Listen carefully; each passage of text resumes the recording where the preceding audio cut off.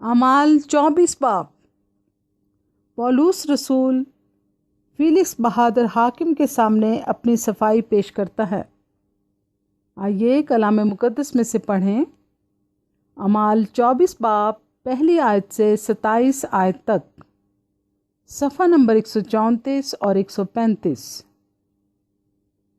5 دن کے بعد حننیہ سردار کاہن بعض بزرگوں اور ترتلس نام ایک وکیل کو ساتھ لے کر وہاں آیا،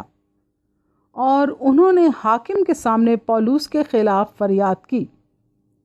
جب وہ بلایا گیا تو ترتلس الزام لگا کر کہنے لگا کہ آئے فیلکس بہادر، چونکہ تیرے وسیلہ سے ہم بڑے امن میں ہیں اور تیری دور اندیشی سے اس قوم کے فائدہ کے لیے خرابیوں کی اصلاح ہوتی ہے، ہم ہر طرح اور ہر جگہ کمال شکر گزاری کے ساتھ تیرا احسان مانتے ہیں، مگر اس لیے کہ تجھے زیادہ تکلیف نہ دوں، میں تیری منت کرتا ہوں کہ تو مہربانی سے ہماری 2 باتیں سن لے، کیونکہ ہم نے اس شخص کو مفسد اور دنیا کے سب یہودیوں میں فتنہ انگیز اور ناصریوں کے بدعتی فرقہ کا سرگرو پایا۔ اس نے ہیکل کو ناپاک کرنے کی بھی کوشش کی تھی، اور ہم نے اسے پکڑا، اور ہم نے چاہا کہ اپنی شریعت کے موافق اس کی عدالت کریں، لیکن لوسیاس سردار آ کر بڑی زبردستی سے اسے ہمارے ہاتھ سے چھین لے گیا، اور اس کے مدعیوں کو حکم دیا کہ تیرے پاس جائیں۔ اسی سے تحقیق کر کے تو آپ ان سب باتوں کو دریافت کر سکتا ہے کہ جن کا ہم اس پر الزام لگاتے ہیں۔ یہودیوں نے بھی اس دعویٰ میں متفق ہو کر کہا کہ یہ باتیں اسی طرح ہیں۔ جب حاکم نے پولس کو بولنے کا اشارہ کیا تو اس نے جواب دیا، چونکہ میں جانتا ہوں کہ تو بہت برسوں سے اس قوم کی عدالت کرتا ہے، اس لیے میں خاطر جمعی سے اپنا عذر بیان کرتا ہوں۔ تو دریافت کر سکتا ہے کہ 12 دن سے زیادہ نہیں ہوئے میں یروشلم میں عبادت کرنے گیا تھا، اور انہوں نے مجھے نہ ہیکل میں کسی کے ساتھ بحث کرتے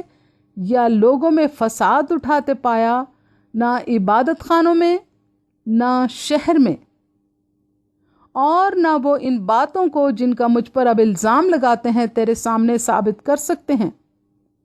لیکن تیرے سامنے یہ اقرار کرتا ہوں کہ جس طریق کو وہ بدعت کہتے ہیں اسی کے مطابق میں اپنے باپ دادا کے خدا کی عبادت کرتا ہوں،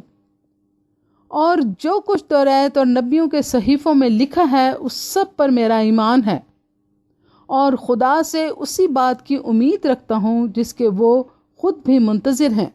کہ راست بازوں اور ناراستوں دونوں کی قیامت ہوگی۔ اسی لیے میں خود بھی کوشش میں رہتا ہوں کہ خدا اور آدمیوں کے باب میں میرا دل مجھے کبھی ملامت نہ کرے۔ بہت برسوں کے بعد میں اپنی قوم کو خیرات پہنچانے اور نظریں چڑھانے آیا تھا۔ انہوں نے بغیر ہنگامہ یا بلوا کے مجھے طہارت کی حالت میں یہ کام کرتے ہوئے ہیکل میں پایا۔ ہاں، آسیہ کے چند یہودی تھے، اور اگر ان کا مجھ پر کچھ دعویٰ تھا تو انہیں تیرے سامنے حاضر ہو کر فریاد کرنا واجب تھا، یا یہی خود کہیں کہ جب میں صدر عدالت کے سامنے کھڑا تھا تو مجھ میں کیا برائی پائی تھی، سوا اس ایک بات کے کہ میں نے ان میں کھڑے ہو کر بلند آواز سے کہا تھا کہ مردوں کی قیامت کے بارے میں آج مجھ پر تمہارے سامنے مقدمہ ہو رہا ہے۔ فیلکس نے، جو صحیح طور پر اس طریق سے واقف تھا، یہ کہہ کر مقدمہ کو ملتوی کر دیا کہ جب پلٹن کا سردار لوسیاس آئے گا تو میں تیرا مقدمہ فیصل کروں گا، اور صوبہ دار کو حکم دیا کہ اس کو قید تو رکھ، مگر آرام سے رکھنا، اور اس کے دوستوں میں سے کسی کو اس کی خدمت کرنے سے منع نہ کرنا۔